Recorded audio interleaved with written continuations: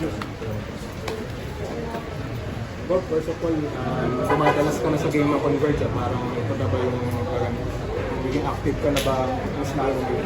Yes, kasi commitment ko naman po ako sa team owner sa West Dennis na tutulong po kami, especially with Bob Archer na focus kami po sa team. Kaya nandito, so nakita niya naman with our boss Dennis, nandiyan din nag-engage po na nandito. Ba, ano nang sabi niyo sa performance ng team sa conference, especially tonight na talo pinakaban ni San Miguel? Ang performance tonight? Tonight and sa buong conference. Siguro nakita niyo naman mo yung difference. So, malaking factor pa rin yung pasok ng dalawa. Jordan Heading, Balti. Pagka nagkaroon po kami ng ibang option pa rin. Nadagdagan yung bench namin, deeper bench namin. Pero still, siguro kulang pa rin po para kailangan pa rin ng oras pa rin po siguro para mag-gel lang gusto. Kasi halos na sa 1 month lang po, di ba? Kaya kailangan pa po more time pa po siguro. Bob, ano pa po yung mga gagawin po sa Converge ngayon na po ba kayong short term or medium term or long term na value sa team para mapalakas po? Actually, doing okay po kami base doon sa mga plans namin noong nakaraan. Nandito na ako, unti-unti. Kayo naman kung makakapagsabi kung nagkaroon mo ng difference po. Because of yung long-term plan namin yan, kaya nagkaroon mo ng konting difference. Pero still, hindi ko kami makukontento sa ganun.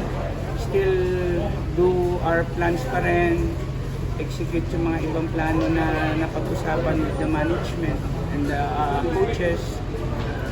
Pilitin ko natin na maging competitive pa rin yung team natin. Eventually po ba mag-coach po kayo sa Converge? Wala pa ho kasi first sa public service po ako. And okay naman ho ang sitwasyon ng coaching staff natin kung nakakita yun. There's Franco, Charles, yung mga other assistant coach. Okay naman ho ang relasyon. Ang ganda naman ng takbo ng team. So, wala pa ho sa isip ko yun. I'm here to support the team. Yung commitment ko po with the team owner, kaya nandito po tayo. Bob, ano masasabi niyo po kay Balti ngayon? Mukhang umaangat na yung laro niya. At least more than a month.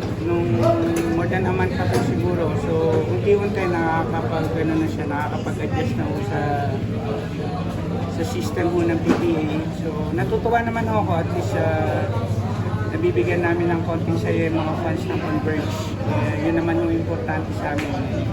Yung mga fans namin na medyo magkagana, sumuporta pa lalo sa team. Doing good naman I think for Balti.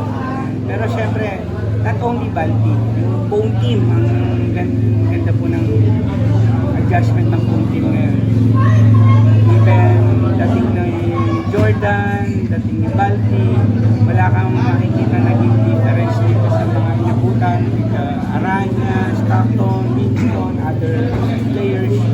Para silang ngayon, masaya yung team, maganda yung relasyon ng team ngayon.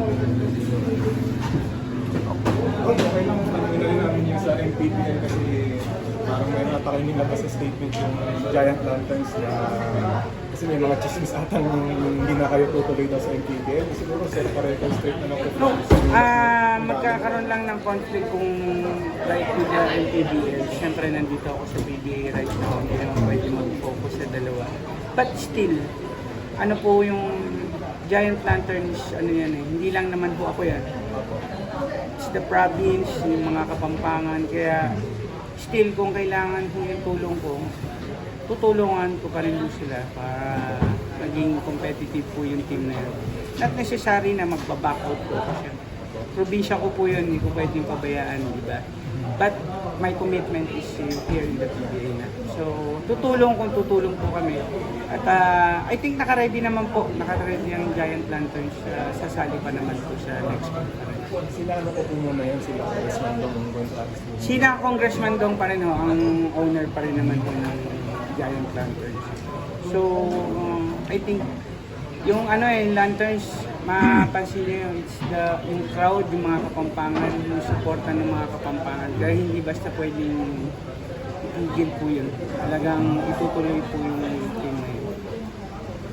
Si Encho po, okay lang po, napumirma na raw po sa Abra. Ano po bang nangyari po kasi po syempre, alam naman po na si Encho talagang dikit po sa Alam inyo. niya naman po yun na alaga ko rin po yung bata. So, siyempre may mas malaking opportunity na nakuha. So, hindi naman para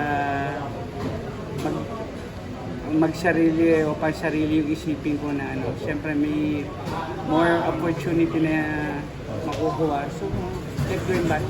Tsaka dapat na pasalamatan na rin naman na for back-to-back champion, fight siya ng Pampanga Lanterns.